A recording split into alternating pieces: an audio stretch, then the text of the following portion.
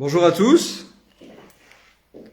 j'espère que vous êtes connectés. Désolé pour ce retard au démarrage. On a eu quelques soucis techniques qui ne nous ont pas permis de démarrer en temps et en heure, mais j'espère que maintenant tout est réglé et que vous pouvez me suivre en direct pour ce Facebook Live. L'idée est de répondre à toutes vos questions, toutes les questions que vous pouvez vous poser sur le programme de la liste Objectif Vence que j'ai l'honneur de mener. Je souhaite que ce soit très interactif, que nous puissions échanger au travers de ce média Facebook, un nouveau vecteur pour communiquer avec vous dans le cadre de cette campagne. Je suis prêt à répondre à vos questions. Si vous permettez, je vais peut-être commencer par présenter les grandes lignes du programme et au fur et à mesure que les questions arriveront, j'y répondrai autant que faire se peut. Si jamais des questions passaient un petit peu au travers de ma vision sur l'écran, je vous répondrai plus tard en message privé ou directement en dessous de cette vidéo. Alors, les grandes lignes du programme ont d'abord un socle commun important qui est l'écoute citoyenne. Nous avons commencé notre campagne en allant à votre rencontre, 9 réunions de quartier pour venir échanger avec vous et surtout vous écouter sur toutes les choses qu'il fallait rectifier, améliorer, changer dans votre quartier en priorité, mais également pour l'ensemble de la ville. Alors, ça nous a permis de bâtir effectivement notre programme. Ce que on en retient, les principaux points que l'on retient de ces échanges, c'est que vous avez justement manqué d'écoute pendant 6 ans. La collectivité n'a pas été présente, suffisamment présente en tout cas, notamment dans vos quartiers, mais également chaque fois que vous aviez des demandes. Beaucoup d'entre vous m'ont dit avoir écrit à la ville, ne jamais avoir eu de réponse, avoir sollicité des rendez-vous avec le maire et également ne jamais avoir eu de réponse. Et puis pour certaines doléances, nombreuses d'ailleurs, la réponse principale était essentiellement ça dépend de la métropole, donc prenez contact directement avec la métropole, faites le 3906 et en gros débrouillez-vous, ce qui était quand même un peu une défaillance, et pas qu'un peu, de la ville à votre égard. Alors, fort de tous ces enseignements, nous avons basé notre programme sur ce socle d'écoute citoyenne avec plusieurs mesures pour être au plus près de vous, au plus près de vos attentes, d'échanger avec vous, notamment en allant régulièrement dans vos quartiers, comme nous l'avons fait en ce début de campagne, mais de le faire tout au long du mandat pour pouvoir vous demander ce qu'il y aurait à faire, ce qu'il y aurait à améliorer dans votre quartier pour améliorer votre qualité de vie et ainsi pouvoir actionner les leviers nécessaires à cette amélioration. Alors, c'est une des propositions que nous vous faisons, d'aller régulièrement dans votre quartier avec le maire, les principaux adjoints, pour pouvoir échanger avec vous, repartir avec en gros notre liste de courses de tout ce qu'il faudrait améliorer, être à votre service, vous écouter parce que vous êtes les experts de votre quartier, c'est vous qui le vivez tous les jours, vous en connaissez tous les bons côtés, mais vous en connaissez aussi tout ce qui ne va pas et qu'il faudrait améliorer. Donc, vous écoutez, prendre en compte vos doléances et puis les mettre en action, revenir 6 mois plus tard vous dire tout ce qui a pu être fait, parce que d'ailleurs vous avez dû le voir dans votre quartier, tout ce qui est programmé et qui va se faire prochainement, et puis tout ce qui n'est pas possible, parce que quelquefois il y a des choses qui ne sont pas possibles à faire réglementairement ou financièrement. Il y a des freins qui peuvent nous empêcher de faire certaines actions.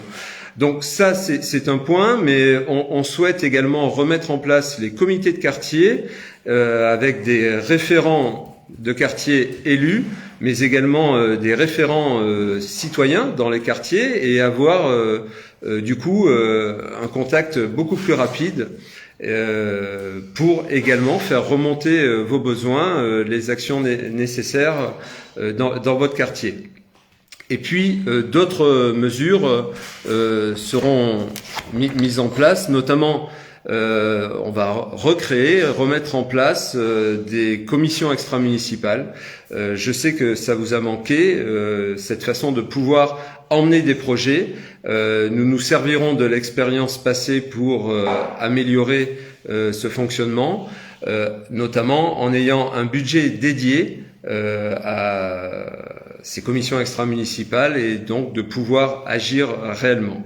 Et puis, quelque chose qui est un peu innovant, je souhaite faire participer les habitants aux conseils municipaux. Alors, pas directement dans le conseil municipal, puisque là, la réglementation ne le permet pas, mais par tirage au sort et par volontariat. Une fois qu'on est tiré au sort, on pourra dire si on accepte ou pas, mais avoir chaque année un petit groupe d'une vingtaine de personnes volontaires tirés au sort qui se verront invités à une réunion préalable à chaque conseil municipal pour qu'on puisse vous présenter bien tous les sujets qui seront à l'ordre du jour du conseil suivant, et que vous puissiez en donner votre avis. Et cet avis sera rappelé lors du conseil municipal, au moment de chaque délibération, l'avis de cette commission de citoyens sur chacun de ces sujets. Et puis chaque année, eh bien, ça sera un nouveau groupe tiré au sort qui pourra intervenir de cette façon-là, avec des personnes volontaires, bien évidemment. Voilà, une série de mesures. Ce que je souhaite faire aussi, c'est être un maire de terrain. Donc moi-même, je ferai chaque semaine un tour d'un secteur de la ville, l'inspecter pour voir tout ce qui ne va pas, tout ce que je pourrais me rendre compte sur le domaine public qui ne va pas, et pouvoir engager directement une intervention rapide sur le sujet. Alors, j'ai les premières questions qui arrivent et dont on me fait part, notamment sur la piscine. Je vais vous en parler. Je voulais juste finir sur cette partie visite dans vos quartiers du maire. Je ne les ferai pas tout seul, ces visites. Je les ferai avec ce qu'on a appelé le groupement d'intervention rapide. C'est un groupement mixte Ville de Vence et métropole, qui permettra d'intervenir rapidement sur tous les sujets du domaine public, tous les petits sujets du domaine public, et donc le tour de chaque secteur que je ferai chaque semaine, en divisant la ville en 6 secteurs, ce qui me permettra de revenir sur un secteur toutes les 6 semaines. Eh bien, je le ferai avec ce GIR, groupement d'intervention rapide, ou ce GIR, qui prendra les notes de tout ce qui ne va pas, tout ce que j'aurai remarqué, et qui programmera directement les interventions. Alors, cette question de la piscine, puisqu'elle m'est posée, depuis le début, depuis que le projet nous a été présenté en conseil municipal, nous avons estimé que ce n'était pas un bon projet. Alors, pas parce que on est contre dans l'absolu une couverture de la piscine, mais parce que ce n'était pas du tout ce qui était prévu et promis par le maire.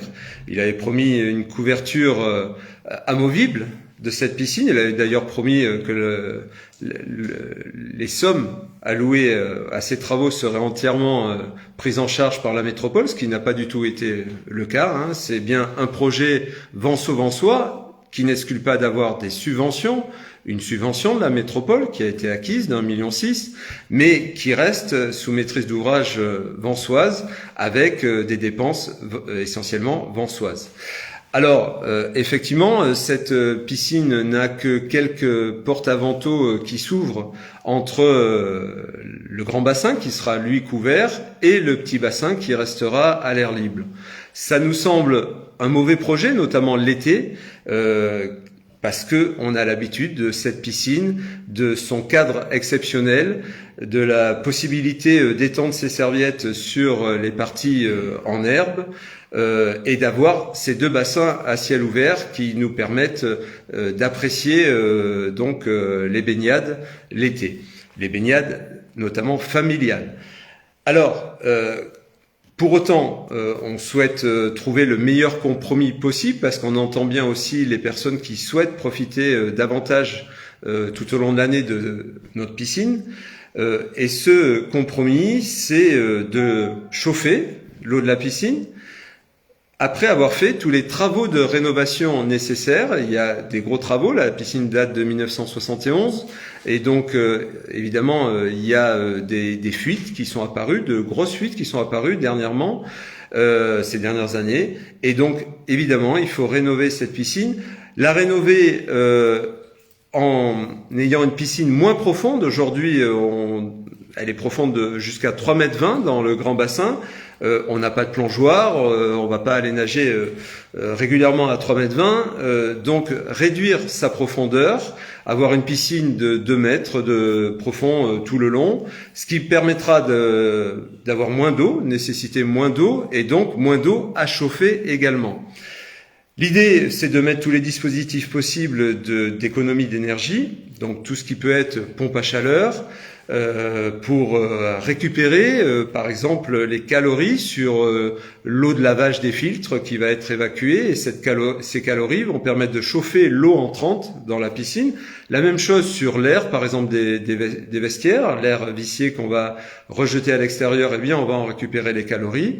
Et puis tout autour de la piscine, profiter des installations existantes et de celles qu'on va mettre en place pour disposer un maximum de panneaux photovoltaïques et cibler toute cette énergie solaire sur le chauffage de l'eau de la piscine. Et puis fonctionner avec une couverture thermique qu'on déroule le soir et qu'on renroule dans la journée pour pouvoir donc ouvrir notre piscine. On est parti sur ce principe, mais si on arrive à l'ouvrir 12 mois, on l'ouvrira 12 mois, mais on est parti sur un principe raisonnable d'une ouverture pendant 9 mois. Voilà. C'est-à-dire qu'on s'est dit que les mois de décembre, janvier, février peut-être seraient trop froids pour être relativement agréables pour aller nager. Et donc, cette piscine avec un tunnel, lui également amovible, sorti des vestiaires pour aller jusque dans l'eau du grand bassin, un tunnel qui surplomberait le grand bassin, et puis vous descendez directement dans l'eau et vous nagez. Eh bien, nous permettra donc d'avoir cette piscine ouverte 9 mois par an. Le gros avantage, c'est que pendant l'été, eh bien, on garde le cadre de notre piscine comme elle est aujourd'hui. Ça, c'est le premier gros avantage. Le deuxième gros avantage, c'est que le coût de ces travaux est évalué à 5 millions d'euros contre 10 millions d'euros pour la couverture telle qu'elle est prévue aujourd'hui. Donc, une économie de 5 millions d'euros qui n'est pas négligeable pour se lancer dans d'autres projets.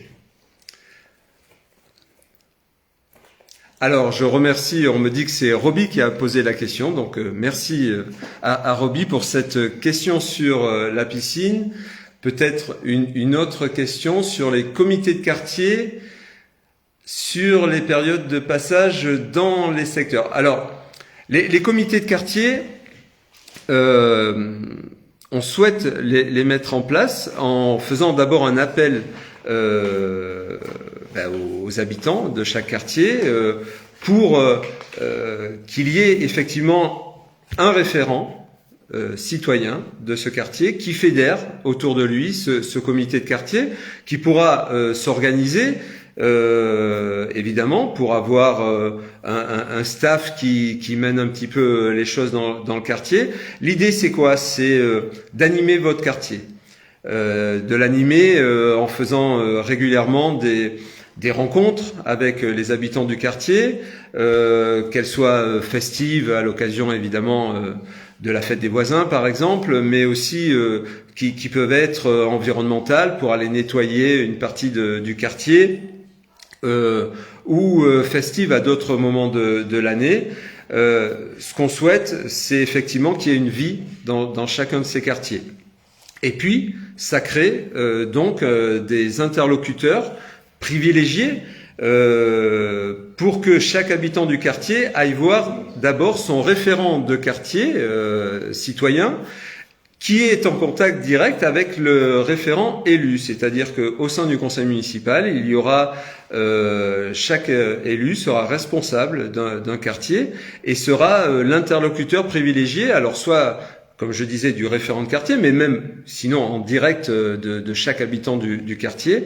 Il connaîtra bien les lieux et donc cet élu pourra directement actionner les bons leviers pour aussi avoir des interventions rapides. Ce qu'on cherche, c'est l'efficacité.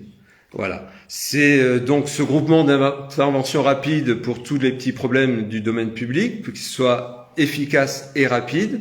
Et pour d'autres doléances qui sont pas sur le domaine public, mais qui peuvent être d'organisation, de manifestation, de choses, pareil, avoir le circuit le plus court possible pour pouvoir être efficace.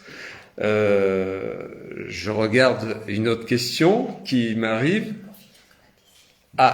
Ce serait une question pour finir sur la piscine. Alors, oui, la question c'est les travaux ont déjà commencé.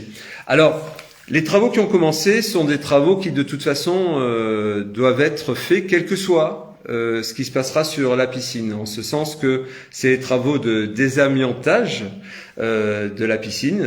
Comme je disais, elle date de 1971, donc à l'époque, on utilisait de l'amiante.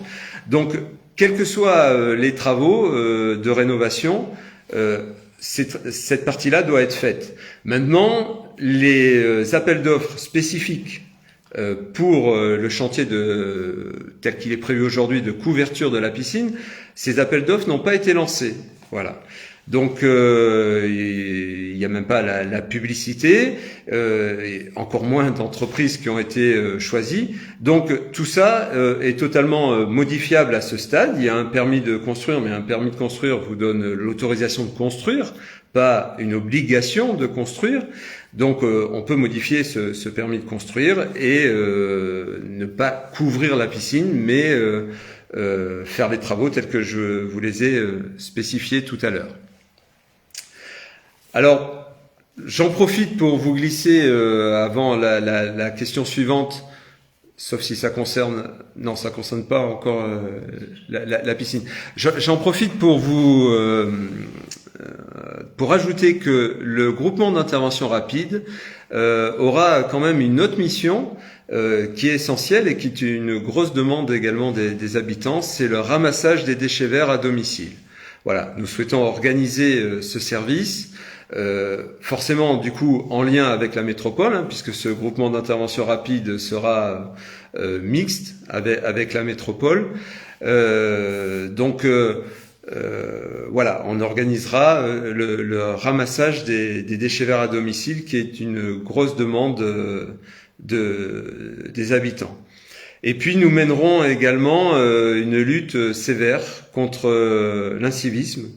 L'incivisme qui est grandissant ces dernières années.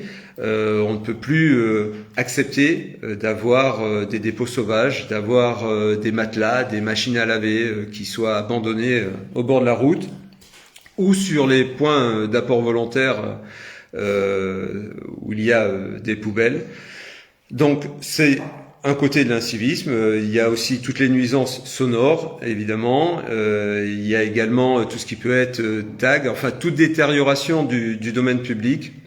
Donc là, on veut mettre des mesures importantes là-dessus, notamment de surveillance. Alors, de surveillance et de sécurité d'ensemble de la ville. On veut renforcer les missions de la police municipale et ses effectifs pour surveiller davantage tout cela, Il y aura une phase évidemment préventive et explicative pour prévenir tous les habitants, et puis annoncer qu'à une certaine date, nous passerons à une phase de répression, avec des PV qui seront réalisés, des PV assez lourds, le plus lourd possible, pour pouvoir enrayer ces incivilités, tout simplement parce que nous vivons en société, voilà, de façon collective, et que pour bien vivre en société, eh bien, il y a des règles, et la liberté individuelle, eh bien, s'arrête quand on commence à empiéter sur la liberté des autres ou la qualité de vie des autres. Et donc, on souhaite remettre un petit peu l'église au milieu du village, comme on dit, par rapport à ces incivilités. Voilà, la rénovation de la piscine, j'en ai parlé. Je pense que, alors tout ça fait partie en fait, du premier axe du programme, hein, qui est l'amélioration de la qualité de vie. Je rappelle qu'il y a 4 axes dans ce programme: l'amélioration de la qualité de vie, l'attractivité de la ville, la préservation de notre patrimoine, et puis un volet financier. Donc, je peux continuer aussi sur tout ce qui concerne l'amélioration de la qualité de vie, et vous parler notamment de la culture qu'on souhaite accessible à tous, que la culture vienne à vous. Alors, on parle d'une autre question, c'est, excusez-moi, ah ben, on est dans l'attractivité. Alors, je finis avec la culture et je vous parle de l'attractivité. Qu'on souhaite accessible à tous, et ça va faire le lien d'ailleurs.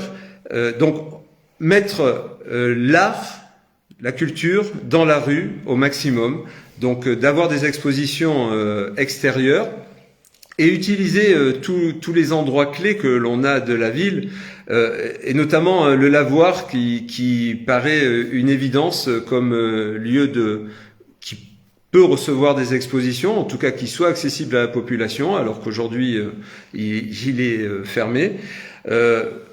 Donc cette culture dans la ville, elle passe aussi par un festival off des Nuits du Sud. Les Nuits du Sud, on souhaite les conserver, on souhaite même les magnifier si l'on peut, en termes de programmation notamment, parce que ça reste un vecteur important de rayonnement de notre ville à l'extérieur, et parfois très loin, même au-delà de la région. On souhaite donc faire perdurer ces Nuits du Sud, mais y rajouter également un festival off. C'est quoi un festival off? C'est que pendant la même période, il y ait des concerts dans l'ensemble de la ville, des concerts gratuits sur les différentes places, qui permettent donc de faire profiter de la musique, d'une musique locale, mais de qualité, à tous les habitants, gratuitement, pendant que vous allez manger au restaurant ou pendant que vous prenez un verre, pour ouvrir ce festival à tous. Là aussi, ça fait partie donc de cet ensemble de culture ouverte à tous. Et puis, dans la culture, et ça fait le lien finalement avec l'attractivité, il y a la réalisation d'une salle de spectacle. C'était déjà dans mon programme en 2020. C'était ma priorité, si j'avais été élu en 2020. C'est toujours ma priorité. On a perdu 6 ans sur le sujet. Une salle de spectacle, c'est essentiel pour Vence, pour tout type de spectacle, que ce soit des spectacles de musique, tout type de musique, que ce soit des spectacles de théâtre, des humoristes, de la danse, etc. Enfin, tous les spectacles vivants qu'on peut imaginer. On souhaite une salle de 300 places assises et 600 debout, avec des sièges rétractables, pour ceux qui connaissent, à l'image les sièges rétractables de la salle qui existe à Saint-Paul-de-Vence. Cette salle, on m'a souvent demandé où est-ce que on l'imaginait. Il y a plusieurs endroits dans lesquels cette salle pourrait voir place. Il y a des critères que l'on souhaite qu'elle valide, notamment la possibilité d'être à proximité de parking pour éviter de reconstruire un parking spécifique, d'être à proximité malgré tout du centre-ville pour qu'il y ait une interaction économique avec nos restaurants, nos bars, etc. Et qu'il y ait aussi une visibilité de cette salle, c'est-à-dire que en passant, on puisse voir quelle est la programmation, savoir si on a donc un coup de cœur pour quelque chose, un programme qui va se dérouler les prochains jours. Et puis que ce soit proche d'un grand axe aussi de circulation, dans le sens où il peut y avoir des spectacles où on va faire venir des personnes en bus, par exemple, et donc il faut pouvoir évidemment y stationner à proximité. Voilà, ça c'est les différents critères. Alors à partir de là, il y a plusieurs sites possibles sur la ville. On n'a pas voulu intentionnellement arrêter un site de notre propre chef, tout simplement pour pouvoir avoir d'entrée de mandat une mini-étude sur le sujet pour voir les avantages et les inconvénients de chaque site et pouvoir choisir en toute connaissance de cause sans être parti sur éventuellement une fausse bonne idée. Donc voilà, en 2020, j'avais plutôt proposé que cette salle soit à la place de la police municipale, donc au rond-point Maréchal Juin. Pourquoi ? Parce qu'il y a un grand parvis devant, parce que ça répond à tous les critères que j'ai cités tout à l'heure. Mais on peut envisager évidemment bien d'autres lieux, hein, c'est-à-dire que tout en restant par exemple sur le rond-point Maréchal Juin, si le projet d'agrandissement de création même d'une nouvelle gare routière revoyait le jour, hein, c'était un projet que la métropole avait envisagé, mais que le maire actuel a stoppé. Eh bien, il peut y avoir aussi l'emplacement actuel de la gare routière, mais on peut imaginer bien sûr bien d'autres emplacements. C'est pour ça que je ne souhaite pas arrêter un emplacement définitivement aujourd'hui. Alors, on me pose aussi souvent la question du financement de cette salle de spectacle. Ce que nous envisageons, c'est d'externaliser ce financement en faisant appel au travers d'une délégation de service public sous forme de concession, eh bien, à un privé, à un groupement de privés qui construirait cette salle selon le cahier des charges établi par la ville, et qu'il exploiterait après pendant une durée suffisante pour rembourser son investissement et gagner sa vie, puisque des entreprises, ce sont des entreprises privées, mais tout en suivant un cahier des charges défini par la ville, notamment en termes aussi de programmation, avec tant de concerts, tant de théâtre, tant d'humoristes, etc. Tant de temps réservé où la salle serait disponible pour la ville et donc pour les associations vansoises, etc. Enfin voilà, de régler les choses, mais avec un financement extérieur qui nous permet de garder nos capacités d'investissement pour d'autres projets. Alors, je prends connaissance d'une autre question. Alors, on reste dans l'attractivité et notamment dans l'attractivité de la cité historique. Alors là aussi, il y a beaucoup à dire et beaucoup à faire. Si on revient un peu au début du mandat actuel, on a tous fait le constat, et là-dessus on est tous d'accord, je pense, quels que soient les candidats d'ailleurs, sur aujourd'hui la désertification de la cité historique. Voilà, c'est pourtant le joyau de la ville, c'est pourtant le cœur de la ville, et aujourd'hui on voit un manque de fréquentation des Vansois déjà, qui a des répercussions forcément sur le commerce, qui se trouve à l'intérieur de la cité historique, qui décline et qui ferme au fil des mois, au fil des années. On a aujourd'hui une rue du Marché qui n'a plus rien à voir avec la rue du Marché que certains comme moi ont pu connaître il y a quelques dizaines d'années. Donc on souhaite évidemment modifier complètement cet engrenage, et au lieu d'avoir quelque chose qui est en dégringolade, retrouver finalement un dynamisme dans la cité historique. Donc là-dessus, il y a un consensus, et par contre, chacun a une vision différente des possibilités, en tout cas des actions à mettre en œuvre pour pouvoir redynamiser cette cité historique. Le maire est parti sur un principe de halle, c'est-à-dire en rachetant l'ancien hôtel de ville, sur lequel on était là aussi tous d'accord, vu qu'il était laissé totalement à l'abandon, d'en faire des halles, en tout cas au niveau du rez-de-chaussée, c'est-à-dire rajouter quelques commerces. Alors, évidemment, on n'est pas dans des halles comme on peut imaginer dans des grandes villes où c'est un gymnase entier et où vous avez plein de tables au milieu et vous allez vous servir à droite à gauche de ce que vous voulez et puis vous mangez là sur le site. On reste dans quelque chose de tout petit. On a 140 mètres carrés au sol.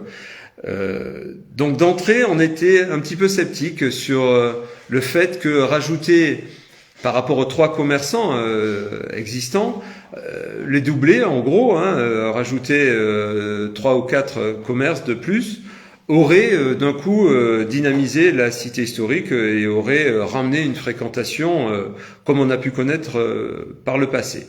Et puis, il se trouve qu'il y a eu au cours des travaux des découvertes de vestiges. La première cathédrale paléo-chrétienne de Vence, datant du 5e siècle, et que ces vestiges, évidemment, ont bouleversé quand même les choses, mais pas autant chez chacun des candidats, puisque le maire en place, lui, souhaite mordicus garder son idée de halle, tout en faisant une partie musée, mais garder des halles qui en gros peuvent simplement réaccueillir les 3 commerçants qui étaient précédemment et qui veulent pas bouger de là où ils sont. Ils veulent plus revenir. Ils marchent beaucoup mieux au niveau de la place du Grand Jardin.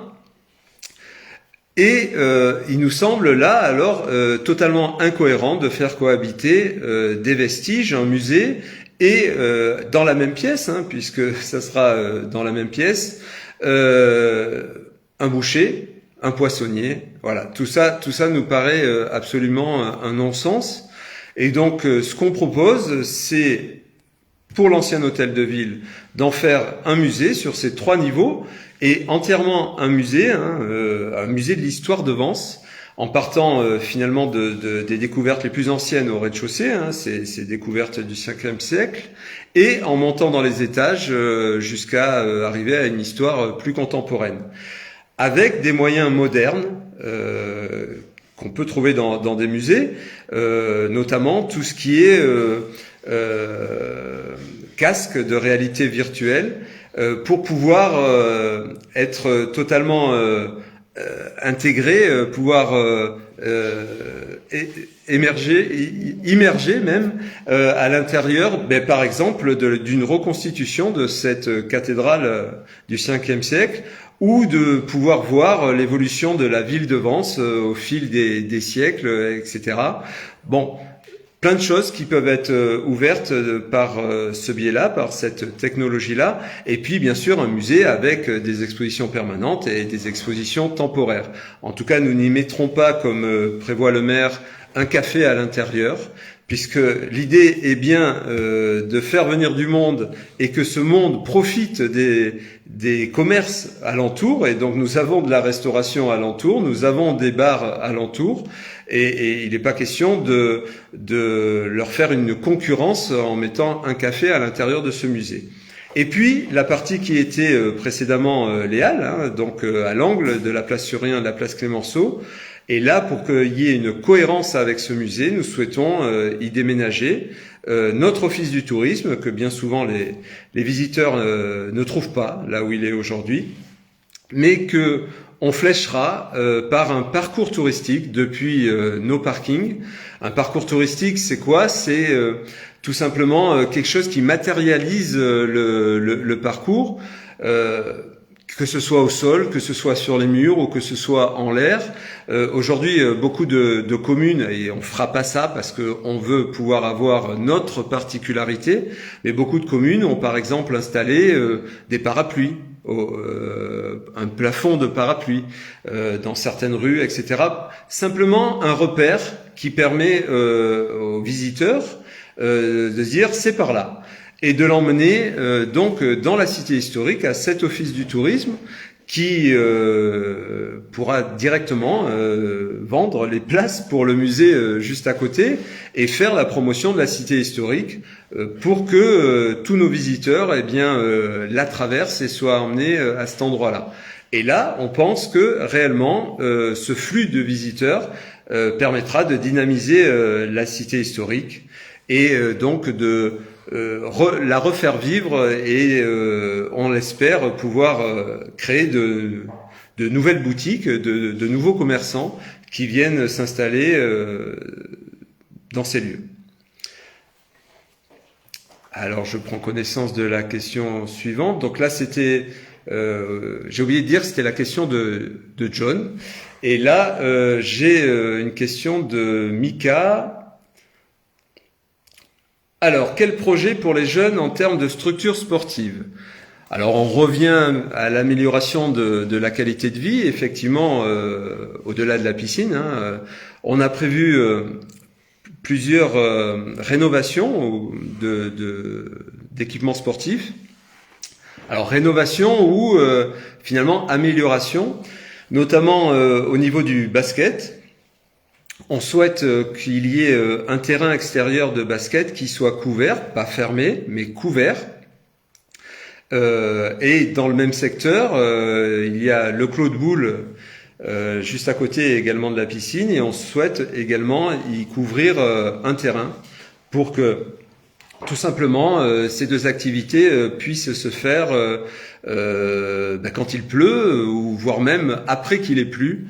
Je pense notamment au terrain de boule, pour qu'il soit praticable tout le temps. Alors, ces projets font un tout avec la piscine. Je vous ai dit tout à l'heure qu'on mettrait des panneaux photovoltaïques dès qu'on pourra tout autour pour chauffer l'eau. Eh bien, la couverture de ces terrains sera faite avec des panneaux photovoltaïques pour pouvoir chauffer l'eau. On en mettra également en termes d'ombrières au niveau du parking de la gendarmerie, qui est juste en dessous de la piscine. Et puis, là aussi, ça fait partie de l'attractivité de la ville, et je vais en parler maintenant.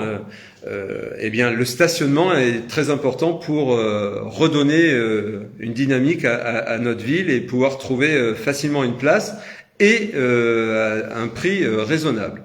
Donc là, ce que nous souhaitons faire, c'est mettre en place 2 heures de gratuité sur tous les parkings dépendants de la ville. 2 heures de vraie gratuité, je ne parle pas de franchise, mais vraiment de gratuité, c'est-à-dire que les tarifs commencent à 0 à 2h01, et non pas vous sortez gratuitement à 1h59, mais si vous sortez à 2h01, vous payez tout depuis le début. Donc c'est 2 heures de vraie gratuité. Et puis nous souhaitons rajouter, et c'est là où je reviens autour de la piscine, 100 places supplémentaires au niveau du parking bas de la piscine, en le doublant simplement en hauteur. C'est un projet qui était déjà dans mon programme de 2020. Cette fois-ci, il est dans tous les programmes. Je m'en réjouis, ça veut dire que c'est un bon projet. J'étais le seul en 2020 à le proposer. Et donc, une fois qu'on aura créé ce niveau supplémentaire, eh bien là aussi, on peut le doter d'ombrières, pour tout simplement avoir de l'ombre l'été quand on se stationne. Mais ces ombrières sont en panneaux photovoltaïques et servent donc également à chauffer la piscine. L'idée, c'est qu'il y ait un maximum d'énergie renouvelable pour chauffer l'eau de notre piscine sans faire appel au gaz ou à l'électricité, notamment également en termes de coûts.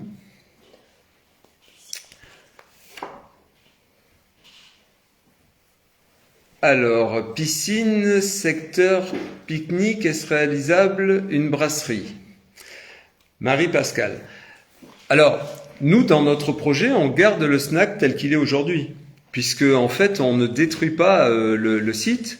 On le rénove, on rénove les cuves des bassins, on rénove la tuyauterie, le carrelage et toute la machinerie de filtration, etc. Les vestiaires évidemment, mais on ne casse pas le site tel qu'il est aujourd'hui. Donc le snack restera en place et pourra fonctionner avec cette vue qu'on a depuis la terrasse sur la piscine et sur la mer au loin. Les espaces de verdure resteront également les mêmes.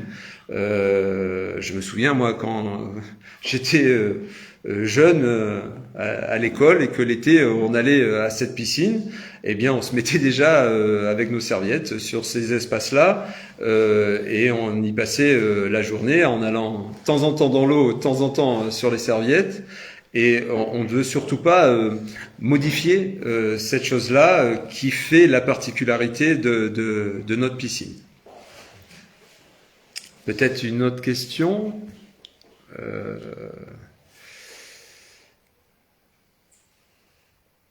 Est-ce judicieux de mettre l'Office du tourisme au bout du Vieux-Vence alors qu'il faudrait que les... Il doit y avoir une erreur. Alors, pour nous, ça fait sens. Ça fait sens de mettre l'Office du tourisme dans ce qui est le joyau de Vence, le cœur de Vence. Voilà, la partie finalement piétonne aussi de Vence. Donc d'emmener les touristes à cet endroit-là, ça fait sens. Bon, c'est notre vision de la chose. L'avantage collatéral, c'est que ça libère également le rez-de-chaussée de la Villa Alexandrine. Donc on a un nouveau lieu aussi qui serait disponible, soit pour un lieu de culture, culturel plutôt. On sait que depuis de nombreuses années, il y a des demandes d'exposition, notamment par exemple, j'ai eu plusieurs fois des demandes pour une exposition d'appareils photo. Donc on pourrait utiliser le rez-de-chaussée aussi de la Villa Alexandrine pour une partie culturelle. Ce qui m'emmène aussi à vous parler du musée Fondation Émile Hugues. Là aussi, on voudrait quelques modifications, c'est-à-dire on voudrait pouvoir l'ouvrir à nos artistes locaux, pas seulement aux artistes de renom national ou international. On garderait une exposition de ce type-là dans la période estivale, mais dans la période, on va dire, de novembre à avril, ouvrir notre musée à des artistes locaux qui font aussi des œuvres de grande qualité et qu'on peut tout à fait exposer dans notre musée Fondation Émile Hugues, puisque si on a deux musées, il va falloir les différencier. Un, c'est le musée de l'histoire de Vence, l'autre, c'est le musée Fondation Émile Hugues. Dans le terme, dans l'attractivité de la ville aussi, je parlais tout à l'heure du Festival des Nuits du Sud, qui traditionnellement est début juillet, mais on veut trouver autre chose pendant l'été, au mois d'août par exemple, et là on souhaiterait mettre davantage en place du cinéma en plein air, du théâtre en plein air, peut-être au travers d'un festival à créer, un nouveau festival, pour pouvoir profiter bien de ces journées d'été, de ces soirées d'été, et avoir également une belle animation. Des animations qu'on veut aussi retravailler. Aujourd'hui, il y a une course à la quantité d'animation. On pense pas que ce soit une bonne chose. On préfère la qualité à la quantité. Il y a quelquefois, pour qu'il y ait une animation tous les week-ends quasiment, eh bien, 2 tables, un barnum disposé sur la place du Grand Jardin. Ça fait des installations à mettre en place par les services. Ça fait des heures supplémentaires aussi à payer à nos agents. On pense que là-dessus, il y a à privilégier la qualité à la quantité et avoir des manifestations qui auront un renom supplémentaire. Et on souhaite notamment remettre en place la fête du haut et du moyen pays, qui était quand même quelque chose de remarquable et d'apprécié, de très apprécié par les Vansois, mais aussi par les visiteurs des communes alentours. Et donc on souhaite privilégier ces manifestations-là, en faisant évidemment toute la communication qui est nécessaire et indispensable et qui est très insuffisante aujourd'hui autour de ces événements. Alors on va passer à de l'urbanisme. On me parle de construction qui ne s'intègre pas dans notre paysage. Alors, deux types de constructions qui ne s'intègrent pas dans notre paysage, des constructions évidemment qui ne sont pas d'aspect méditerranéenne. On me parlait là dans la question de construction californienne. Donc évidemment, ça, pour moi, ça n'a pas sa place dans notre ville. Et puis, ce que j'appelle les gros paquebots type Chagall ou les cadrans solaires qu'on ne veut pas. Voilà, tout simplement, pour être clair et précis, on n'en veut pas. On n'en veut pas pour plusieurs raisons. D'abord parce que on a vu sur certaines réalisations une intégration justement environnementale et paysagère pas au top, hein, c'est le moins qu'on puisse dire. Mais aussi parce que tout simplement accueillir d'un coup 200 logements, donc 500, 600 personnes, eh bien nous ne savons pas le faire. Nos infrastructures ne suivent pas, nos routes, nos parkings, nos écoles, nos gymnases qui sont saturés aujourd'hui, hein, nos 3 gymnases. Les associations sportives voudraient avoir des créneaux supplémentaires, c'est pas possible, c'est plein. Et donc elles sont pour certaines obligées de refuser des adhérents. Donc on sait absorber quelques personnes qui s'installent parce qu'il y a des petits collectifs qui se créent ou parce que c'est des villas tout simplement. Mais des gros paquebots comme ça, hein, l'image est volontaire. Eh bien, nous ne savons pas accueillir les personnes dans de bonnes conditions, et les accueillir, c'est dégrader un petit peu la qualité de vie de tout le monde. Donc, nous ne souhaitons plus avoir de grosses constructions de ce type-là, et nous profiterons de la révision générale du PLU, hein, qui est en cours, pour effectivement revoir secteur par secteur, zonage par zonage, eh bien les possibilités de construction, notamment en jouant sur le coefficient de pleine terre, en jouant sur différents paramètres qui nous permettront de avoir des constructions beaucoup plus à l'image de ce que l'on souhaite sur Vence. Il ne s'agit pas pour autant d'interdire toute construction, hein, c'est pas du tout le cas, mais d'avoir une urbanisation raisonnée sur Vence. Alors, s'il n'y avait pas d'autres questions, je continue sur ce sujet-là.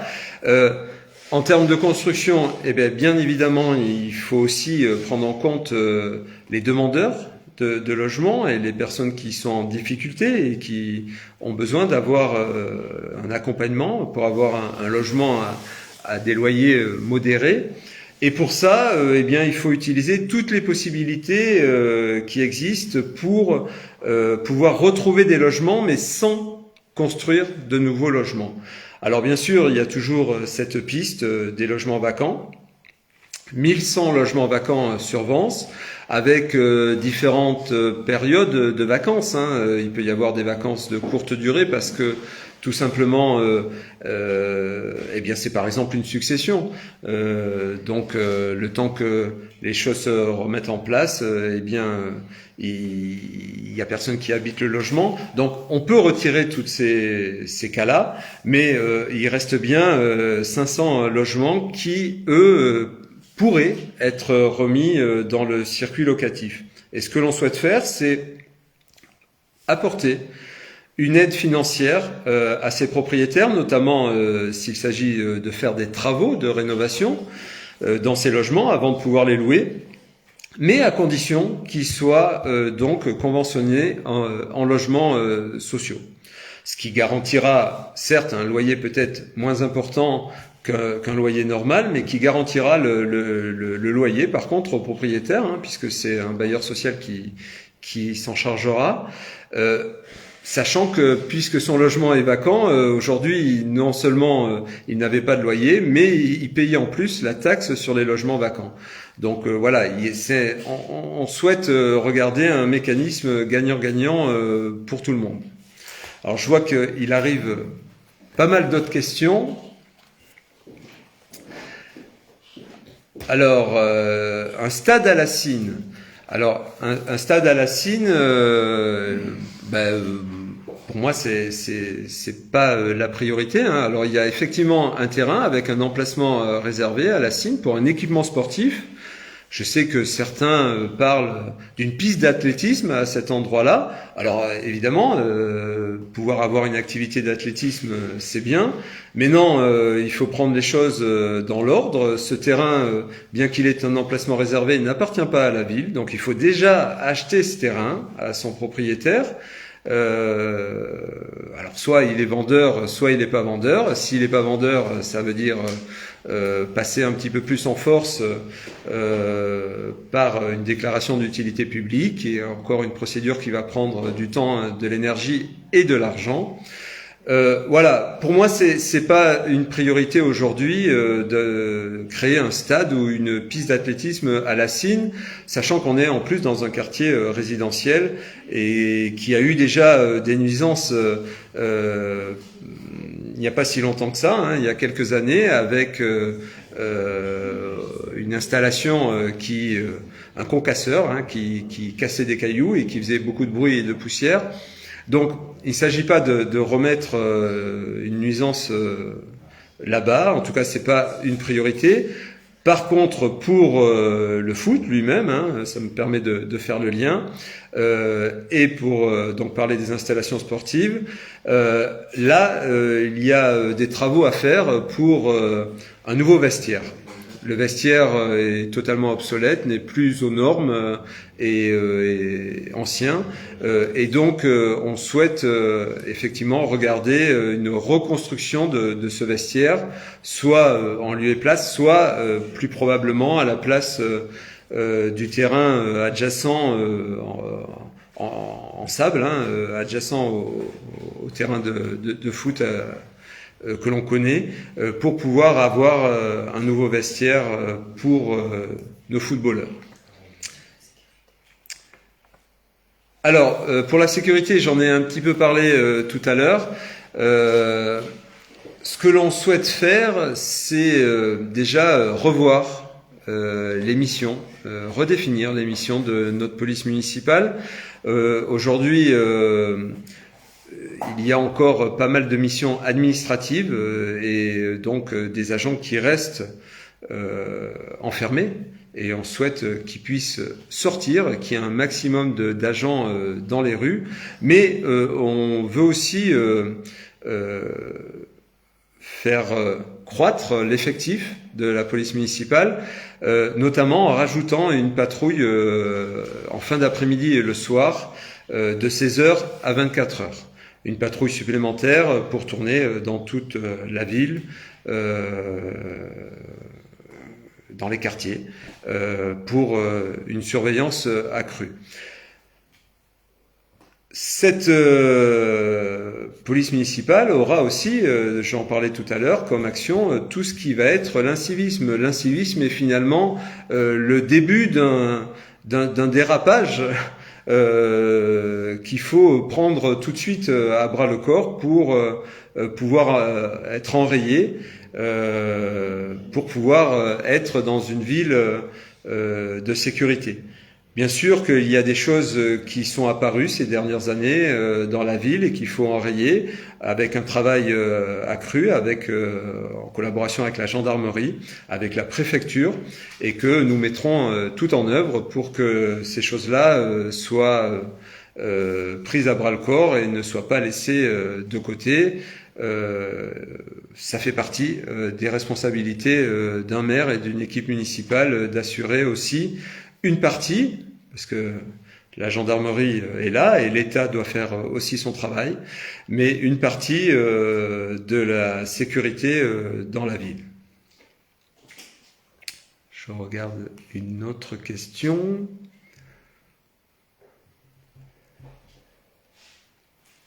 Alors, on est toujours sur le logement. Sur le logement, on me parle des locations saisonnières. Je pense pas que ce soit la priorité, là non plus, de s'attaquer aux personnes qui ont un logement et qui louent en location saisonnière. Alors, évidemment, il faut séparer deux types de location, hein. Il y a simplement le particulier qui peut avoir un bien qu'il a réussi à acquérir par son travail, etc., et qui peut mettre en location pour que ça lui fasse un revenu supplémentaire. Et là, je vois pas l'inconvénient à ça, je vois aucun inconvénient à ça, d'autant que les visiteurs qui viennent à ce moment-là participent également à l'économie de la ville, hein. Bien souvent, ils vont manger dans les restaurants, ils vont boire un verre, ils vont ramener quelques souvenirs. Donc ça, j'y vois aucun inconvénient, et il n'est pas, pour moi, ce n'est pas, ça serait une fausse bonne idée de s'attaquer à ça pour dire on va régler le problème du logement. Par contre, il peut y avoir des professionnels qui font de la spéculation, hein, sur les logements, et qui peuvent avoir plusieurs logements mis en location en même temps pour simplement, en faire une activité très lucrative. Donc là-dessus, j'ai pas de données. Donc je préfère pas vous dire je vais me lancer dans cette bataille parce que s'il faut, elle ne correspond absolument pas à la physionomie de Vence. Nous ne sommes pas dans une très grande ville, nous ne sommes pas sur le littoral, donc voilà.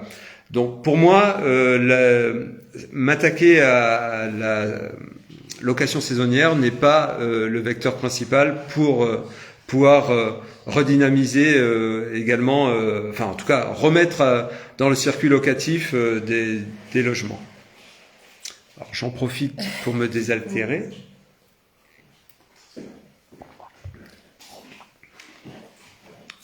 Alors,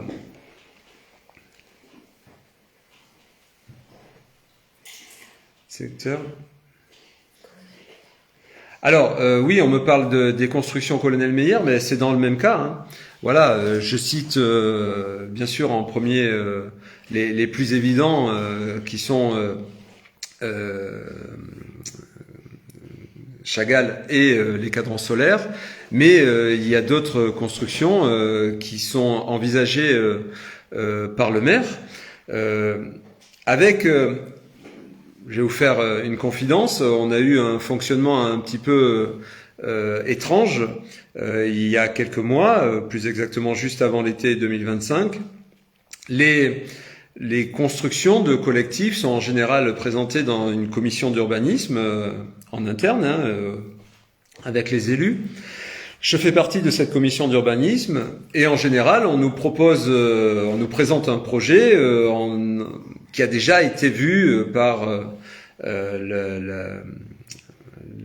les services de l'urbanisme et qui donc répond déjà à toutes les règles du PLU et on nous demande plus ou moins d'apporter notre approbation sur ces projets.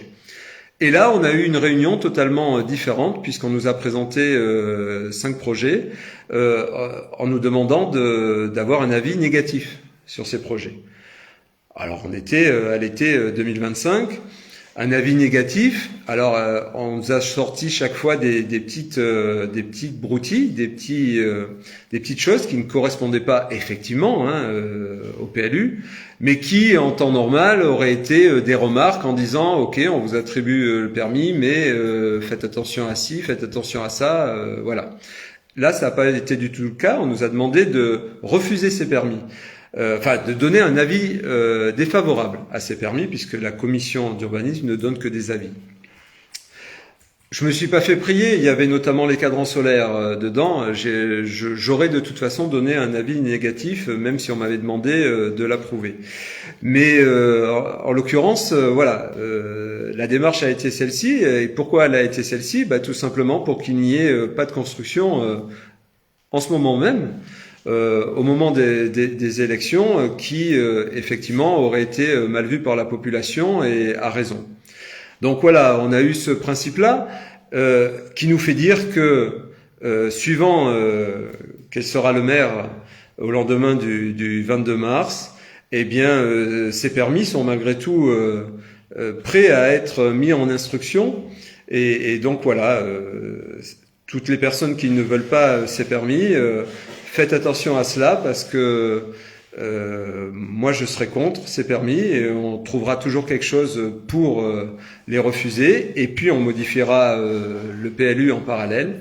Mais selon qui sera à la tête de la ville le 22 mars au soir, eh bien vous pourriez bien voir ces permis validés dès le lendemain. Alors, je ne sais pas s'il y a d'autres questions. S'il n'y a pas d'autres questions, je vais vous parler d'un point qui me tient particulièrement à cœur. C'est la création d'un parc naturel de la Lubiane. Ça fait partie de la préservation de notre patrimoine. Là, on parle de notre patrimoine naturel. Il est existant. La Lubiane passe au pied des remparts. Juste accessible par la cité historique. Alors accessible aujourd'hui non, parce que il y a à la fois quelques propriétés et puis surtout la Lubiane est sur certains endroits sous un amas de ronces et totalement à l'abandon. Mais c'est un endroit extraordinaire et je souhaite entamer les démarches pour pouvoir créer un parc naturel de la Lubiane. Et je parle bien d'un parc, c'est-à-dire c'est pas juste un sentier le long de la rivière, mais vraiment un parc où on peut aller se promener, passer du temps, respirer, puisque on sera totalement immergé dans la nature. Parce qu'il y a aussi la possibilité d'en faire un lieu de connaissance de la faune et de la flore qui existent à ces endroits-là, un lieu pédagogique, un lieu de culture. On a quand même un ancien moulin qui est dans le secteur, et un lieu où on peut avoir de la fraîcheur en plein été parce que dès qu'on y va, on sent quand même 3, 4, 5 degrés de moins que en cœur de ville. Et donc créer cet espace-là pour faire rentrer la nature dans Vence. C'est notre vision de la ville de Vence de demain. Je disais pas de grosses constructions, essayer d'avoir des petites constructions harmonieuses. Donc dans l'ensemble moins de béton, mais plus de nature en créant ce parc naturel de la Lubiane directement accessible depuis le centre-ville.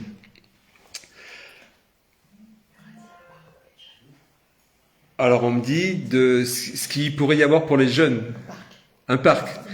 Alors pour les jeunes, la question a toujours été difficile dans le sens où j'ai fait des réunions avec des jeunes et je leur ai dit qu'est-ce qui vous manque sur Vence? Qu'est-ce qu'on pourrait faire pour que vous soyez plus épanouis, que vous soyez heureux d'être à Vence?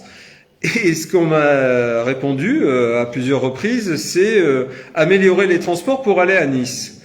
Donc je l'entends, mais moi j'aurais voulu des choses sur Vence. Alors on est parti quand même sur des besoins qui sont constatables, notamment au niveau de la maison des jeunes et des loisirs.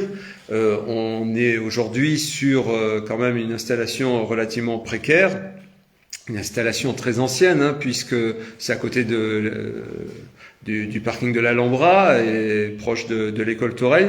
On est sur les emplacements où il y avait précédemment il y a quand même quelques années, mais que j'ai connu, les pompiers qui étaient installés à ces endroits-là. Il y avait la coopérative agricole qui était dans ces locaux.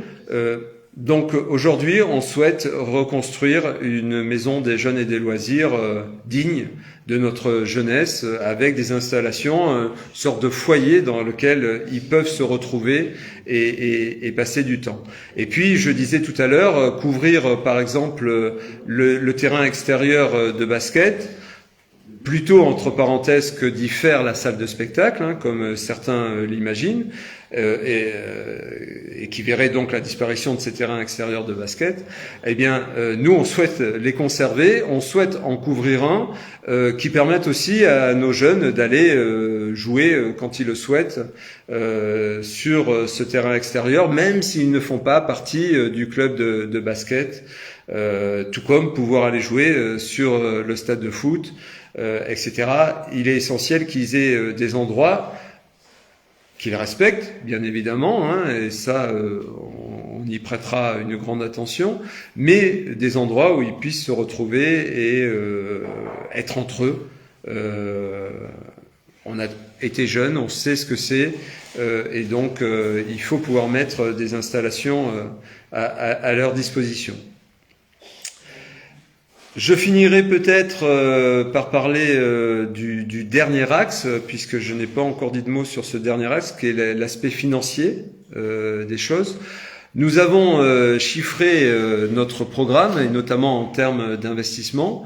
Il est tout à fait plausible de le réaliser, hein. En gros, on peut la ville de Vence peut se permettre de réaliser entre 30 et 35 millions d'investissements sur un mandat. Nous avons notre programme est chiffré à 25 millions. Donc, vous voyez, on a encore de la marge de manœuvre pour des choses qui pourraient arriver. Et pourquoi ? Parce que on pense externaliser pas mal de coûts. C'est-à-dire, je vous parlais de la salle de spectacle tout à l'heure, qui pourrait être donc dans une délégation de service public en concession, mais nous souhaitons également faire de gros travaux de rénovation dans nos écoles, et notamment au moins toute la partie énergétique pourrait être financée par un tiers payant là aussi. Alors comment ça fonctionnerait ? C'est très simple. Le tiers payant financerait les travaux de rénovation énergétique. Nous, aujourd'hui, nous payons 100 en énergie. Demain, suite à ces travaux, eh bien, nous aurons une diminution de nos factures. Nous paierons peut-être 60 ou 70. Eh bien, on dépensera toujours 100 parce que la différence, les 40 ou 30, eh bien, on les donnera à ce tiers payeur pour rembourser les investissements de travaux qu'il a fait dans nos bâtiments. Voilà, c'est comme ça qu'on souhaite fonctionner, qui nous libère des possibilités d'investissement, voire même si on peut diminuer la dette de la ville de Vence, qui est aujourd'hui de plus de 20 millions d'euros. Qui est une dette assez lourde hein, par rapport à notre budget, et donc de contenir nos investissements tout en créant de nouvelles structures et tout en ayant de nouveaux services, mais de faire attention à nos dépenses, alors également à nos dépenses de fonctionnement, puisque l'idée c'est d'entrer, de faire un audit de nos dépenses. On sait aujourd'hui, on intuite, mais on sait, on a quelques données quand même, évidemment, en tant qu'élu. il y a des possibilités de diminuer, de maîtriser nos dépenses de fonctionnement et donc de regarder toutes les économies possibles. En tout cas, on prend un engagement fort, c'est qu'il n'y ait aucune augmentation de taux de fiscalité locale pendant la durée du mandat. Donc zéro augmentation des taux de la ville de Vence pendant la durée du mandat. Ça, c'est un engagement fort, comme les autres engagements d'ailleurs, du programme. Mais sachez, voilà, retenez que c'est un programme tout à fait finançable, contrairement à d'autres programmes sur lesquels on se pose beaucoup de questions. Quand on veut faire une piscine à 10 millions d'euros, quand on veut faire une piste cyclable chiffrée à 8 millions d'euros, quand on veut faire une salle de spectacle, alors peut-être qu'ils auront la même idée que nous, il y a eu des choses qui ont été d'ailleurs copiées ces derniers jours, notamment au niveau des parkings. On a été les seuls à présenter les 2 heures de stationnement gratuit et à les avoir écrits dans notre programme, des programmes qui sont sortis à peu près dans le même temps, en tout cas pour plusieurs candidats. Rien dans les autres programmes, mais quelques jours après, moi aussi 2 heures de parking gratuit. Moi samedi matin, dimanche matin gratuit.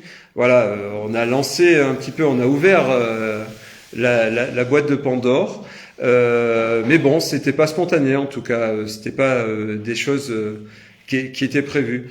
Voilà. Et donc le financement d'une salle de spectacle en délégation de service public, peut-être que ça sera repris. En attendant, ce n'est pas dit et c'est un investissement encore de 8 à 10 millions selon la taille. En plus, on a prévu, nous, une salle de 300 places qui, au dire de certains experts, est largement suffisante pour Vence. 300 places assises, 600 debout, avec siège rétractable. D'autres ont prévu des salles de 450 places, de 500 places, donc évidemment avec des coûts encore supérieurs, qui vont venir se rajouter aux investissements de la ville si ils souhaitent les financer directement, plus des installations donc à la Cine, des pistes d'athlétisme, etc. Bref, des choses qui, au final, ne seront très probablement pas finançables par la ville, mais qu'ils ont souhaité vous proposer dans leur programme. Voilà.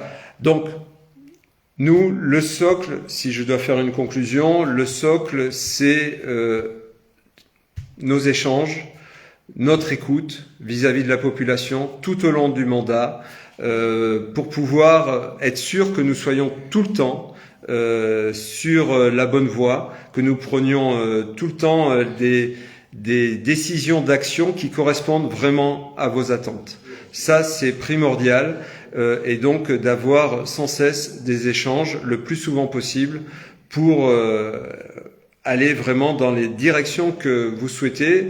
Nous voulons nous mettre à votre service. Nous voulons être élus pour être à votre service et pas pour faire ce que nous souhaitons, ce que nous pensons le matin, comme on dit, en se rasant. Et puis ensuite, 4 grands axes. Donc l'amélioration de votre qualité de vie, c'est le premier axe et le choix.